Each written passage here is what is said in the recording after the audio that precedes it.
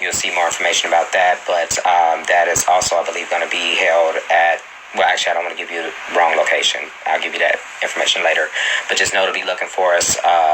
Support your authors, your local authors. I don't know, maybe some people might be in from out of town kind of thing. But it's sure to be a great discussion. I had a great time, the last time I did that sort of thing with the organizations involved. And then there's also a possibility of us showing up at Love Fest. And I definitely am going to be, I don't know if I'm going to be vending per se. I always have books on me kind of thing, but, respecting the events and things. But I would definitely have to be at the Pride the awards. The Esteem Awards, yes. Perfect opportunity to give a shout out to the men of the SIP. They're going to be getting an award. I definitely want to be there to see that and support that. And so there are going to be a number of different public appearance sort of things, private events, the public book discussions, and of course, more of the virtual, bringing it to you live kind of thing. And then I wanted to move on to special thanks. So, first one, and this is actually going to be fun too. First, I want to give a shout out to one of the pillars of my sanity, Yvonne Wimbush. Sister, friend, soror, just all of it, fill in the blank. She's just everything to me. And she is, I'm now the godmother of Rainbow Room Publishing, and actually going to get the opportunity to kind of explain it in more detail at one point. But real quick, so she was the one person. This is my first time experimenting with this, and we'll get it better next time. But the one person that did the pre-sales event, and so her book has been paid for like a month. But the cool thing is that that's who she is to me. That's who she's always been. She's always been one of the first, right in the front line when it comes to support emotionally, financially, and just everything. So, just public thanks and love to you. And I can't wait to see you this Wednesday. There was another date that I mentioned, but this coming Wednesday. So look for an announcement on this. But I'm going to be doing a live sort of interview. Yeah, it's going to be an interview or conversation, at least, with my sister, Yvonne Wimbush. And we're going to be talking about how the name Rainbow Room Publishing even came to be. It's a cool story. It's a story I've told several people over the years. And we get it. It's fun. And anybody that follows me and thinks that I might just be a little woo-woo, you always hear about Alice, that imaginary assistant of mine.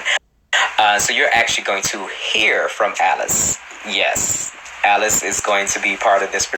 She's actually going to run the camera, and she might have some feedback. Alice always has something to say. But this is going to be fun, and I'll actually be able to give Yvonne her book, right there in person. It's almost like, oh, girl, the baby's here. Hold it, love it, kind of thing. And, get your tissue box ready because, that's part of the reason I like to have a little bit more time to write these things. Everybody says right from the heart, and I do, but I want to make sure it's right. But get your tissue box ready because I'm pretty sure it's going to make you, dab your eyes kind of deal. And that's going to be so much fun. We've been planning this for the longest. Just think the heights of all shenanigans and promotional at the same time. That's what we do at Rainbow Road Publishing. We just keep it entertaining. Then another special thanks goes out to my sister, Phoebe Mack. So, man, me and Phoebe only known each other for about a year now, and wow, there's a saying that says something about keep new friends, but make new friends, but keep the old. The new ones are silver.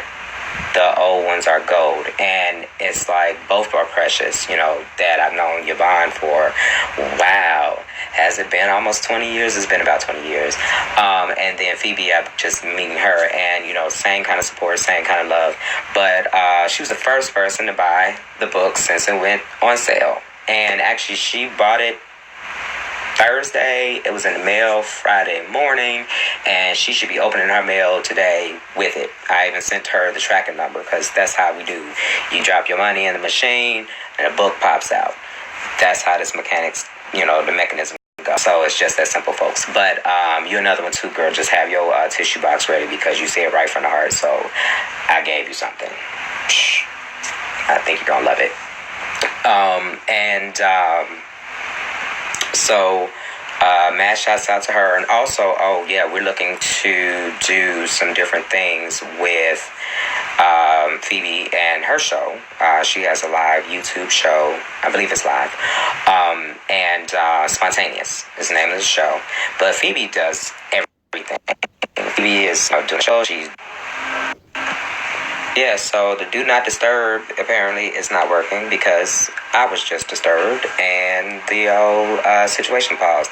But anyway, so I was just saying that looking forward to working with Phoebe on a number of different things. Hopefully she's going to be bringing some banging music to these ads. And we're looking at a possible interview with me on her show, which should just be fun. And man, actually there's a possibility of audiobooks going a lot quicker than I planned. So a lot of things there, a lot of blessings there, super excited. And almost one more second here because now the computer is doing funny stuff.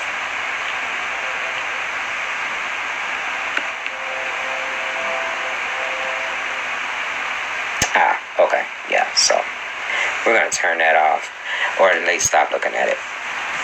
And so next thing was to get to the reading. Like I said, I want to kind of keep this one short and stay a bit more focused. And so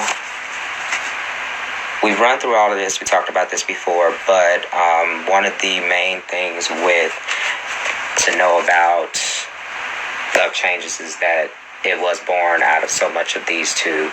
And there's a lot of playing with perspective, something that I want to kind of play around with. And so far people are really gravitating to it, which I really love. But with the writing of this book, I told this story, I think, before, but when this one was done and it was time to discuss it, one of my god sisters, Tasha, you can find her down at Brother-in-Law's, and but she read the book and she was like, well, what Calvin? This is Saran, the central character's first boyfriend. And I was kind of like, man, that's rough. I mean, kind of really he was such an afterthought, but she connected with him in such a way that it made me want to know more about him. And this book and the ebooks that, preceded it gave me that opportunity.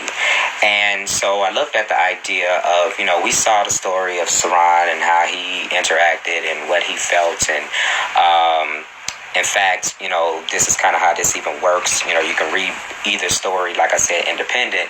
But the tie-in here to know is that the passage that's about to be read, basically, is after a shot I'm, quite proud of. Thought it was good. I got some good feedback on it. But basically, Saran, Calvin, they had this whole little exchange after a kitchen haircut. And it turns into a really nice night. And the next morning, Saran, being the one that's self-loathing, still having a lot of conflicts with his spirituality and sexuality, feels bad about it and runs off to church. And so he goes to church. We won't go into a whole lot of detail, but he goes to church.